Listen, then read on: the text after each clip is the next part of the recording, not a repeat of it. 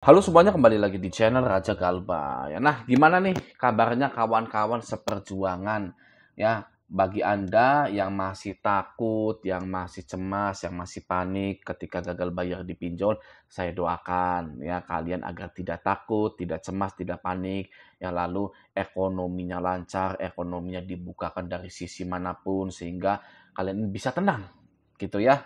Amin ya robbal alamin. Oke. Nah, di video kali ini ada berita yang menurut saya sepertinya DC ini sedang digodok. Keberadaan DC ini, eksistensi DC ini sedang digodok, guys. Dari mana taunya? Dari sini, guys. Ya, dari CNBC Indonesia gitu ya. Di sini judulnya Cara Terhindar dari Galbay Pinjol dan Teror Debt Collector. Gitu ya. Kita langsung scroll saja ke bawah. Gini ya. Cari beritanya langsung kepada intinya saja. Nah, Kepala Eksekutif Pengawas Perilaku Pelaku Usaha Jasa Keuangan Edukasi dan Perlindungan Konsumen Friederika Widiasari Dewi menjelaskan bahwa penagihan kredit macet menjadi satu hal yang sering diadukan masyarakat. Kiki mengingatkan agar konsumen bukan hanya meminta hak perlindungan konsumen, tetapi juga bertanggung jawab dalam melakukan pembayaran. Dia bilang begini, kita terus edukasi, kalau tidak mau ketemu debt collector ya bayar. Kewajibannya seperti apa, kata Kiki dikutip Rabu tanggal 12 bulan 11 2025. Gitu ya. Ini adalah hal yang sudah kita ketahui dari lama ya guys ya. Statement seperti ini. Kita terus edukasi gitu ya. Kita terus edukasi. Kalau tidak mau ketemu debt collector ya bayar. Kewajibannya seperti apa? Kita kan tahu ya, sebagai nasabah kalau nggak bayar didatangi DC ya. Mau itu galbay rumah, KPR gitu ya, mobil, motor, pinjol. Kalau nggak bayar pasti didatangi. Ya kan? Kenapa? Ini dilontarkan oleh pejabat OJK. Kenapa hal yang sudah diketahui oleh masyarakat umum itu dilontarkan oleh pejabat OJK di publik? Ya kan? Kalau menurut saya, eksistensi dari debt collector itu dimasukkan ke dalam meeting OJK di mana mau dihapus tapi tertunda. Ya, jadilah pejabat OJK bilang kita terus edukasi, kalau tidak mau ketemu debt collector ya bayar. Masuk akal nggak guys kalau menurut Anda? Menurut kalian? Ya, misalkan, ya Bu, pengaduan paling banyak itu tentang debt collector yang melanggar aturan. DC lapangan yang melanggar aturan. Gimana ya Bu ya?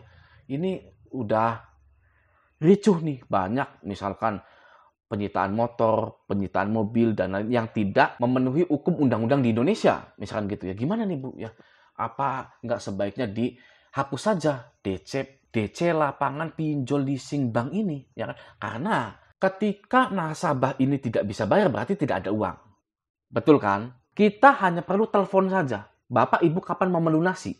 Gitu kan? Daripada menurunkan DC lapangan yang nantinya ribut-ribut, nantinya ditangkap lagi DC-DC-nya, kenapa enggak dihapuskan saja? Gitu ya. Nah, mungkin di situ meeting, debat gitu kan ya. Lalu ya sudahlah, kita terus edukasi saja. Kalau tidak mau ketemu debt collector ya bayarlah ya. Kewajibannya seperti apa? Gitu kan ya? Benar nggak menurut Anda seperti itu? Seluruh orang Indonesia dari SMA sampai dewasa itu sudah tahu kalau yang namanya gagal bayar pasti didatangi oleh DC lapangan. Ya. Tapi tiba-tiba pejabat OJK bilang seperti itu. Ya, karena kalau menurut saya di masa depan ya OJK ini memang pengen menghapus yang namanya debt collector lapangan karena tidak efisien, terus beresiko juga guys. Betul nggak menurut Anda? Coba tulis di kolom komentar. Oke. Nah, sekarang beritanya ada seperti ini lagi, guys. 22 pinjol punya kredit macet TWP 90 tinggi di atas 5% per September 2025. Ya, lalu beritanya diterbitkan pada 11 November, 2 hari yang lalu. Gitu. Jadi per September ini laporannya, ya kan, yang diterima oleh OJK ada 22 pinjol yang punya kredit macet tinggi. Gitu kan. Apa saja nih pinjolnya? Gitu kan. Di sini sayangnya tidak dijelaskan. Gitu ya. Cuman di sini ya ada beberapa pinjol-pinjol yang memang sudah gulung tikar guys. Ya seperti ini nih, pinjol Krode, ya Krode, ya kan. Lalu dana syariah guys. Ya, dana syariah itu sudah bermasalah dan sudah gulung tikar juga. Gitu kan ya. Jadi memang satu persatu pinjol ini musnah guys. Ya, satu persatu pinjol-pinjol ini hengkang dari Indonesia, tidak melanjutkan bisnisnya. Bahkan hengkangnya itu bermasalah guys. pasti hengkangnya bermasalah, gitu kan. Ini kita contoh ambil Kode saja ya. OJK cabut izin usaha fintech pinjol Kode usai upaya penyihatan gagal. Kan berarti kan bermasalah, gitu ya. Dana syariah juga sama. Ya, uangnya para investor nggak bisa diambil. Nah guys ya, ini kata menteri loh ya, menteri di Indonesia ini ya. Pinjol itu merusak ekonomi guys. Ya, pinjol itu merusak ekonomi masyarakat Indonesia. Nah, sehingga mungkin OJK mengetahui hal tersebut ya sampai-sampai OJK ini belum membuka pinjol-pinjol baru. Kita berharap kepada OJK untuk tidak lagi membuka pinjol-pinjol baru lagi. Gitu ya, sudah cukup. Oke, bagaimana menurut Anda? Apakah pinjol-pinjol ini memang menyengsarakan masyarakat atau sebaliknya malah bermanfaat? Coba tulis di kolom komentar. Ya, walaupun sudah pada tahu jawabannya. Gitu, oke. Nah, selanjutnya di sini utang pinjol warga RI tembus 90,99 triliun, gaji habis buat bayar cicilan. Wah, dari dulu. Ya, ini beritanya pada 12 November, ya 12 November 2025. Gaji habis buat bayar cicilan dari dulu.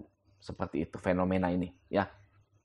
Saya sangat yakin sekali banyak orang yang dari tahun 2020 ya itu sudah habis-habisan gajinya untuk bayar cicilan dan uangnya nggak jadi apa-apa.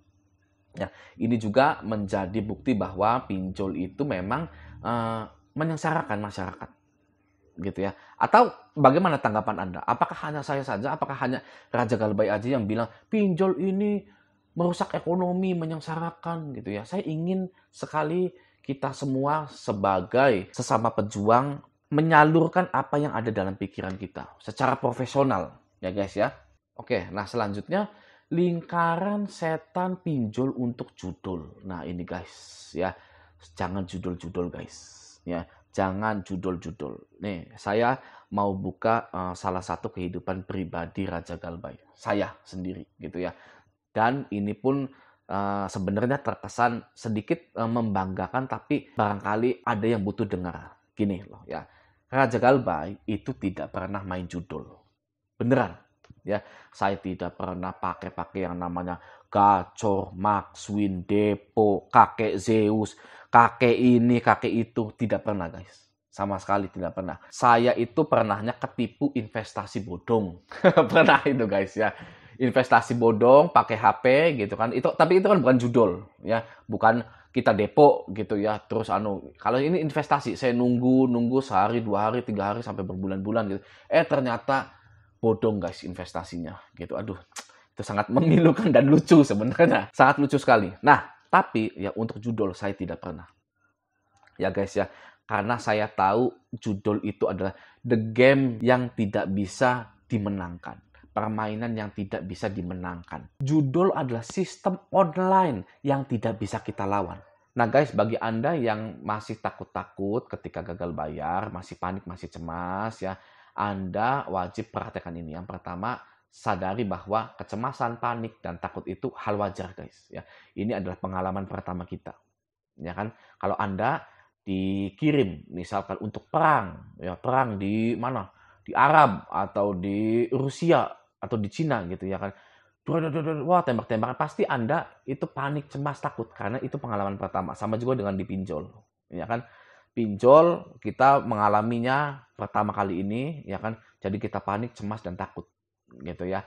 Nah, tapi kita juga harus menyadari dalam kepanikan itu kita mencari solusi, ya kan? Sebenarnya gagal bayar di pinjol ini bagaimana sih? Gitu kan ya.